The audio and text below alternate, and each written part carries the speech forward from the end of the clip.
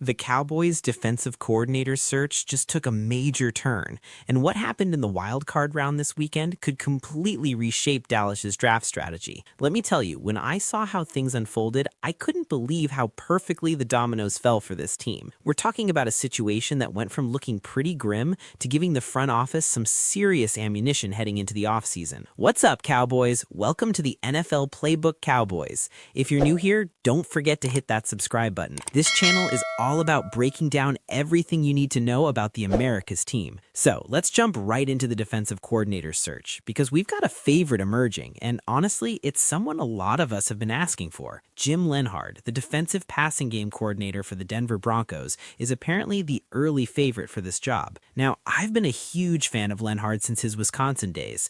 This guy has had quite a winding career path. He was a former NFL player who transitioned into coaching, spent some time in college, and has worked his way into the pros. Right now, he's the assistant head coach and defensive passing game coordinator for Denver. Here's the thing though, there are some complications around this potentially happening. Vance Joseph, who's his current defensive coordinator and boss, is potentially getting head coaching looks. That could complicate things because Joseph might want to take Leonard with him, or Denver might want to promote Leonard to defensive coordinator, and they'd have the inside track to make that happen. But as far as candidates go, this is exactly the kind of guy we've been wanting. What really excites me about this potential hire is that it shows Brian Schottenheimer might actually have some real control over this coaching search. We heard whispers months ago that Leonard was somebody Schottenheimer was interested in last year, but Jerry Jones, Stephen Jones, Will McClay, whoever made the decision, it sounded like they wanted a more veteran guy to pair with a first-year head coach. I don't necessarily blame them for that thinking. I just think they hired the wrong guy to pair with Schottenheimer. But now that Schott is going into year 2, I think they're more open to having some fresh ideas come in. What I really like about Jim Leonard is some of the coaches he's worked under throughout his career. First of all, he played in a Rex Ryan defense on that Rex Ryan team that went to the AFC Championship game twice. I believe he was the starting safety. He also played with the Ravens. If you watched him at all as a defensive coordinator at Wisconsin, those defenses were tough and they used a lot of creative things.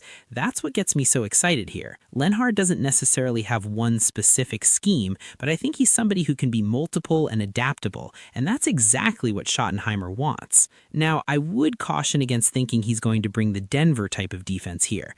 That's Vance Joseph's defense. Leonard is being part of a defensive system, not necessarily running his own defensive system. If I had to describe what he likes to do, it's kind of a perfect fit of cover 3, cover 1, a lot of match coverage, but doing it in a creative way with different rules. He likes to play 5-man surfaces, he likes pressure stuff. These are all things that obviously align with what we need. It's not like he's taking nothing from Denver and walking away empty-handed. I think he'll be very much influenced by his time there, much like I'm sure he was influenced by his time with Rex Ryan, who runs a different sort of defense than what we saw Leonard run at Wisconsin when he got his own opportunity. So I think it's going to be scheme-based, but if he gets an opportunity to be the Dallas Cowboys defensive coordinator, he's kind of a great candidate because it's something new, something exciting, something cutting edge, but also something familiar enough because of its basis in cover 1, cover 3. We've already done so many 5-man surface things that the Cowboys should at least have an ability to hit the ground running.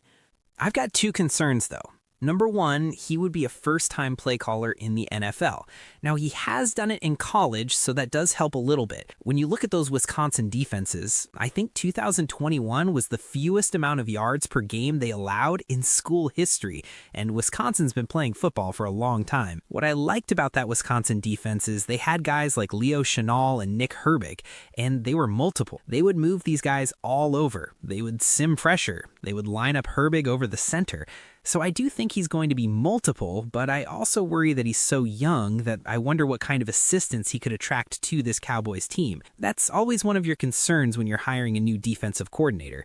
Who's your secondary coach? Who's your defensive line coach? Maybe he's got a really good list that makes you feel better. It's just an unknown right now. You'd have to think he'd probably be leaning heavily on trying to poach guys from the Denver group while Vance Joseph is doing the same thing. Outside of that, what kind of ties does he have in the NFL to NFL assistant coaches? That's where I think you'd have to lean in heavily to what Schottenheimer has already been doing. Maybe some of these earlier interviews that the Cowboys did can also help you out with some of these other assistant coach types of interviews they did did previously. One more thing about the fit with Dallas. I believe Denver this year was like 5th or 6th in blitz rate. Again, you can't necessarily translate 1-to-1 because he's not calling plays in Denver, but if that's going to hold, then that means the Cowboys this offseason are going to have to be very aggressive trying to fix their secondary. They could probably live with the pieces they have up front if they're going to be that blitz heavy, but you can't on the back end. You've got to find guys in the secondary who are smart, who can tackle, who can play in one-on-one situations. The good news about that is those guys are easier to find than the young, athletic, lockdown man coverage guys. If you want to go cheap but still get a solid defensive backfield, it's easier to go out and get a veteran average safety who at least can run these unique play calls on the back end and understand and play the rules appropriately. If that's the way to gain the advantage, as opposed to having the athletic man coverage guys who can lock a guy down, that's just a different way to approach it. I still like Flores as my favorite option. I don't know how viable that is considering he's still getting head coaching interviews, but if it's not Flores, I do think Leon is probably my favorite option out there because I just want somebody outside of the building. This has been my biggest knock for the Cowboys, that they hire guys that they know, and I really think they could use some fresh ideas and some fresh perspective. I think Jim Leonard could give that to them. That's kind of what they tried to do on the offensive side of the ball. I think that's the selling point that Schottenheimer can give to Jerry. Hey, we went out and got a bunch of new guys that you didn't really know, and we've had some success. Look at Connor Riley. Look at Clayton Adams. Let's go out and do the same on the defense and see if we can cobble together a group that is equally adept and young and injecting fresh ideas on the defensive side of the ball. Now, let's talk about the Cowboys draft picks for 2026, because they got a huge win in round 1 of the playoffs. When the Cowboys made the Micah Parsons trade, I think we were assuming that pick was going to be in the late 20s or maybe even 30s. There were times this year where I thought it was a given that the Packers were at least getting to the NFC Championship game. They lose their final 5 games of the year once Parsons left the lineup with the torn ACL, and now the Cowboys hold the 20th pick. In relation to where we had our expectations when the trade went down, this is fantastic news. The Cowboys picks and the Green Bay picks are only 8 picks away. That's pretty wild. The Cowboys' top pick ended up being a lot higher than we had hoped even a couple weeks ago. The Cowboys made out like bandits with this duo of draft picks for this 2026 draft. There's a lot of guys this year that are at the top of the draft talent-wise, but at positions that aren't necessarily valued at that rate. You may get a linebacker situation where you could get Sonny Styles at 12 and still get the top cornerback at 20. I wouldn't even be surprised if they trade up. If they got their edge rusher or corner at 12, and then they see David Bailey is available at 16, and they ship some picks from 2027 to go get Bailey because they feel like these are 2 instant day 1 starters, it gives you so many more options and flexibility.